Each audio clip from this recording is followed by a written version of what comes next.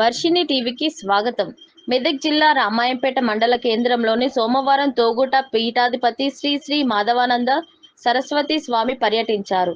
స్థానిక రాజేంద్రనగర్ కాలనీలోని శ్రీ షిరిడి సాయిబాబా దేవాలయాన్ని ఆయన సందర్శించారు. సాయిబాబా ఆలయంలో ప్రత్యేక పూజలు నిర్వహించారు. అనంతరం నూతనంగా ఏర్పాటు చేయనున్న శనీశ్వరాలయం, హనుమాన్ దేవాలయం నిర్మాణానికి స్థలం పరిశీలించారు. ఈ సందర్భంగా ఆయన మాట్లాడుతూ దేవాలయాల అభివృద్ధికి ప్రతి ఒక్కరూ కృషి చేయాలని పిలుపునిచ్చారు. ప్రతి ఒక్కరూ దైవ చింతన కలిగి ఉండాలని, ప్రతిరోజు దేవాలయాన్ని సందర్శించి పూజలు చేయాలని సూచించారు. ఈ కార్యక్రమంలో ఆలయ కమిటీ సభ్యులు, భక్తులు, నాయకులు పాల్గొన్నారు.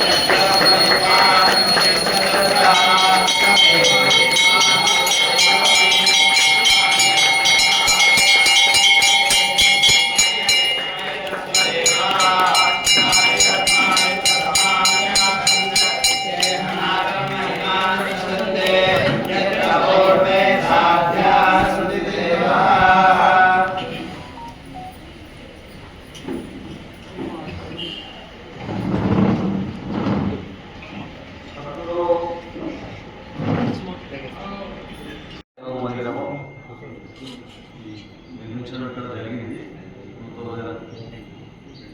2005లో నిర్మాణం చేసినారు. అక్కడ ఈ మధ్యలో కొంచెం డిస్టర్బెన్స్ వల్ల భక్తులు కూడా రావడం మానేశారు. ప్రతి గురువారం రోజు ఒక 200-300 మంది వచ్చేవాళ్ళు, కానీ ఇప్పుడు 10 మంది కూడా రావట్లేదు. అయితే ఇంకొక విషయం ఏంటంటే మందులు కూడా ఇక్కడ సేవ చేయడానికి కూడా ఆయనకు కూడా ప్రాబ్లం అవుతుందని అన్నారు. ఇక్కడ వీళ్ళు ఏం చేశారంటే ఇది మన హనుమాన్ గుడి నవగ్రహాలు పెట్టాలని చెప్పి మందులు, లక్ష్మీ గణపతి ఇవన్నీ చేద్దామని చెప్పి కమిటీ వాళ్ళు అందరం అనుకొని ఒక ప్రపోజల్ చేసి మరి ఎలాగైతే బాగుంటుందనే ఉద్దేశంతో మేము స్వామివారి దగ్గరికి పోయినాము. ఈరోజు మా అదృష్టం అనుకుంటున్నాము. ఈరోజు మా స్వామివారు ఈ మందిరం దర్శించడం, ఈ భక్తుల మీద ఇక్కడ పెద్ద మనుషులు చెప్పిన విధంగా స్వామి ఎలా చెప్తే మేము అలా నడుచుకుంటామని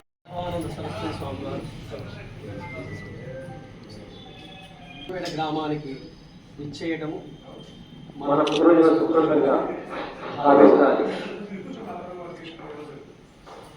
మహాత్ములు ఎలా ఉంటారు అని చెప్పడానికి శ్రీ శ్రీ శ్రీ స్వామివారు మరి ఈరోజు చేసి మనందరినీ ఉద్దేశించి అనుగ్రహ భాషలో చేశారు. వారిని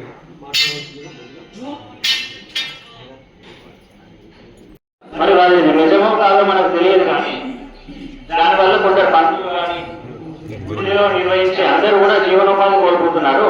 అది ఎంతవరకు నిజమో మనకు తెలియదు. కాబట్టి మరి అదేవిధంగా స్వామివారి దగ్గరికి వెళ్ళి మరి ఈ దేవాలయంలో మళ్ళీ లక్ష్మీ గణపతి దేవాలయం, ఆంజనేయ స్వామి నవగ్రహాలు ప్రతిష్టాంతం చేసుకుంటే ఏమన్నా భక్తులు పెరుగుతారు. ఎందుకంటే జీవనోపాధి ముఖ్యం మనకు, దీని మీద ఆధారంతో బ్రతుకుతున్నాం. కాబట్టి ఈ దృష్టిరథాలు ఎంతవరకు నిజమో తెలియదు. కాబట్టి మరి స్వామివారిని తీసుకొని వచ్చాము. ఆ విధంగా మరి ఈ ప్రతిష్టాంతం కొత్తగా నిర్మాణం కోసం స్వామివారిని తీసుకొచ్చాం. వారు ఏ విధంగా చెప్తే ఆ విధంగా మనం నడుచుకొని భక్తులు సభ్యులు అందరూ కూడా అదే విధంగా నడుచుకుంటామని స్వామి. మన రామాయంపేటలో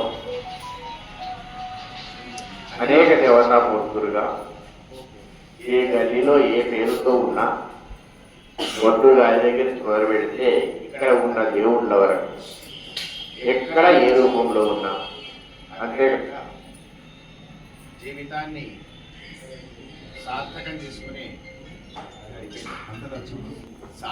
చేసుకునేటువంటి పరమ పురుషార్థమైన మోక్షాన్ని అందుకున్న పరమహంస పరివ్రాజకాచార్యులు శ్రీ శ్రీ శ్రీ చిదానంద భారతీ స్వామి వారు సమాధి స్థితులై ఉన్న ఈ రామాయంపేట అటువంటి గ్రామంలో అన్ని చోట్ల వెలిసిన ఆ పరమాత్మ, అందరి రూపంలో ఉన్న పరమాత్మ, నాలోపట వెలుగుతున్న పరమాత్మ నారాయణ స్మరణపూర్వకంగా నమోవాకాలు అర్పించుకుంటూ ఈరోజు అందరం కలిసి ఒక 4 మంచి మాటలు మాట్లాడుకునే అవకాశం మనకు కలిగింది. దీనికి కారణం మనము అనుకో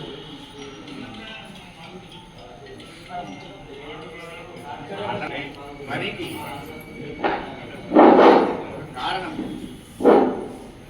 మనం ఇక్కడ రావడానికి కూడా కారణం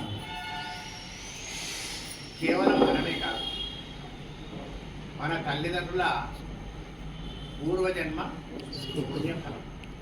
వాళ్ళు ఇచ్చిన దేహంతో పాటు వాళ్ళ పుణ్యబలం వల్ల మనం ఇక్కడికి రాగలిగినాం. అది మొదలు గుర్తుంచుకోవాలి. రామాయణపేటలో మాట్లాడాలంటే చాలా కష్టం, ఎందుకంటే ఇక్కడ సంస్కృత పండితులు ఉంటారు కదా, కాబట్టి చాలా జాగ్రత్తగా మాట్లాడాల్సి వస్తుంది. ఈశ్వరానుగ్రహం ఉంటే తప్ప భగవంతుని దగ్గర చేరుకునే అవకాశం రాదు. తల్లిదండ్రుల పుణ్యబలం ఎంతనో ఈశ్వరుని అనుగ్రహ బలం అంత పెద్దది. ఆ 2 దాకా గురువుగారి అనుగ్రహం కూడా పూర్తిగా ఉండాలి. ఈ 3 ఉంటేనే మనం భగవద్ దర్శనానికి వెళ్ళగలుగుతాం. అంటే ఇక్కడ ఉన్న వాళ్ళందరికీ ఇప్పుడు ఈ 3 ఉన్నట్టే లెక్క, ఉన్నట్టు రుజువైంది. ఇక కాపాడుకోవాల్సిన బాధ్యత మనకు. అంతవరకు అది తర్వాత ఉండే అంశం మనకు. సరే, ఇక్కడికి వచ్చిన ఆపతిని ఇంకో అమ్మవారిని ఎవరైనా సూచిస్తే దాంతోపాటు నవగ్రహాలను ప్రతిష్ఠించుకోవాలనేటువంటి అభిప్రాయాన్ని ఇక్కడ ఉన్న వాళ్ళు కార్యవర్గం ద్వారా నాకు తెలిసింది. అంటే ఇప్పుడు మేము సభాముఖంగా అంతే కదా, ఈ విగ్రహాలు కాక కొత్త విగ్రహాలు పెట్టాలని ఎవరని అంటున్నారా? అసలు నేను ఒక ప్రశ్న కూడా వేస్తాను. కొత్త విగ్రహాలు మనం పెట్టుకుందాం, కానీ ఈ రామాయంపేటలో ఉన్న అన్ని విగ్రహాలు ఎన్ని ఉన్నాయో కనీసం ఉన్న వాళ్ళకి తెలుసా? ఒకసారి ఆలోచన చేయండి. మన గ్రామంలో ఎన్ని దేవాలయాలు ఉన్నాయి, ఎన్ని దేవాలయాల్లో ఎన్ని విగ్రహాలు ఉన్నాయి, దానికి అర్చన ఏ విధంగా జరుగుతుంది అనే విషయం ఇక్కడ ఎంతమంది తెలుసు? ఒకసారి బాగా మనమే వేరే వాళ్ళకు ఎవరికి వాళ్ళే మననం చేసుకో. గాయత్రి మాత విశిష్టమైన రీతిలో ఉంది. ఇక్కడ ఏకముఖ గాయత్రి మాత ఉంది. అది మీకు ఎంతమంది తెలుసు? చెప్పండి నాకు. గాయత్రికి ఎన్ని ఉన్నాయి? ఉత్తా విద్యున హేమ నీల ధవల ఛాయ ముఖై స్థేక్షణ ఉన్నాయి కదా, 5 ముఖాలు ఉండాలి. ఇక్కడ ఏముంది? ఒకటే ముఖంతో గాయత్రి మాత. ఆ విశిష్టత మీకు తెలుసా? తెలియదు. ఎన్ని రోజులైంది మీ గుడి కట్టిన రోజులైంది, మీరు వచ్చిన రోజులైంది, దండాలు పెట్టిన రోజులైంది, బంద్ చేసిన రోజులైంది. అంటే మన దేవాలయంలో ఉన్న విషయము, మన ఇంట్లో ఉన్న విషయము మనకు తెలియకపోతే అది దేవుని తప్పు కాదు, మన తప్పు.